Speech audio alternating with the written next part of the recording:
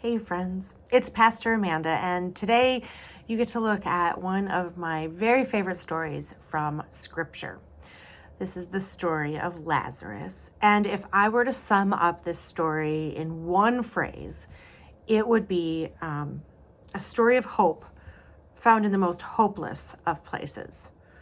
We find hope in the tomb of Lazarus today. So, as you're reading through this story, you will learn that Lazarus has two sisters, Mary and Martha, and this family is extremely close friends with Jesus. And when Lazarus becomes sick, his sisters send a message to Jesus, and for reasons that seem strange to me, Jesus procrastinates and waits 4 days before heading to Bethany. And as a result, when he arrives, we know what happens. Lazarus has already died. And has been dead for 4 days, so he is good and dead in the tomb. And when Jesus arrives, you can hear the tone of Martha as she sees Jesus walking towards her, and she says, Lord, if you had been here, my brother would not have died. You can just hear the frustration in her voice, which I often imagine her like this. Ah! That's how I imagine. Where were you? Where were you? Because I can't imagine her frustration. Anyway, so Martha, no doubt, needed a hug. But instead she gets this theological discourse from Jesus. And this discourse actually includes one of the most well-known I am statements that Jesus makes. And he says that I am the resurrection and the life.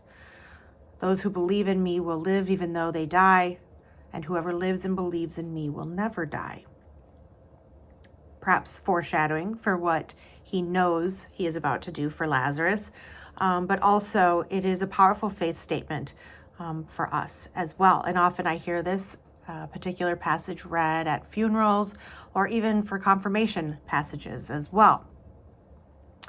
From here on out, you know what happens, right? Mary joins her sister, and she doesn't lecture Jesus. She just simply begins to cry.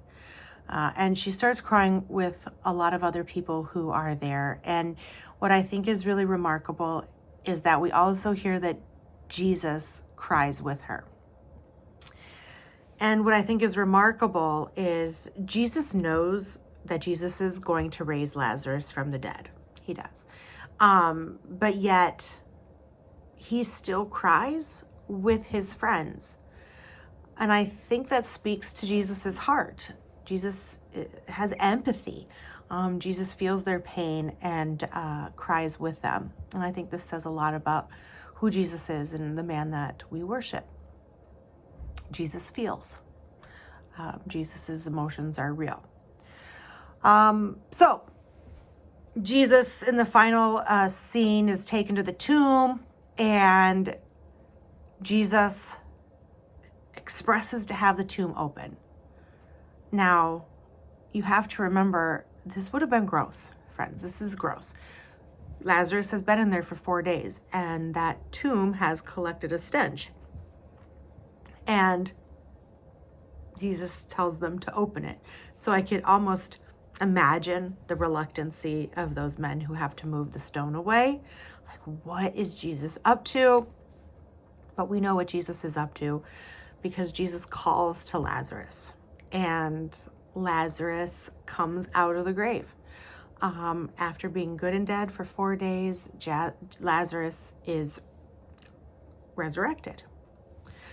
But then something very interesting happens, and I think this next part is often overlooked, but we're not going to overlook it today. Because after after Lazarus comes out, Jesus says to the crowd that is gathered there, unbind him and let him go. Right? So here are these mourners. They've just witnessed one of the most, if not the most incredible thing that they've ever witnessed in their entire life. A miracle. And Jesus then invites them, commands them to participate in it. Unbind him and let him go. And I think this is really astonishing when you think about it. So here you have this community of people gathered around Lazarus, invited to participate in the miracle of God's redemptive work, of God raising Lazarus, of God giving Lazarus new life. So this is important because Jesus could have done all the work himself. All right, Jesus could have commanded the strips that are binding Lazarus, the grave strips, to just come off of him. And Jesus could have been, the hero. Everybody could have patted him on the back and been like, you're amazing. But instead of taking that limelight or lingering in that limelight, Jesus says to everybody, okay, your part now, right? I've done my part, but you're part of this as well. In order for this miracle to move forward, you have to help unbind him and let him go. So besides the fact that I just think that is awesome and beautiful, I also hear that command for us. So often we want miracles in our life. We look for redemption. And we have a God who says, I promise new life for you. I promise salvation, but you're a part of it as well. And that's another part of it that I would like to talk about really quick, is we have to recognize that God's saving work is not just a future promise. It's not just something that we talk about after we die. And so oftentimes when we hear the word salvation and talking about being saved, we understand that like only in terms of when you die, we're promised heaven. And that is truly part of our faith, yes. But we also have to remember that salvation happens each and every day. We are already enjoying God's promise of new life. Each and every day, we live into this gift of new life.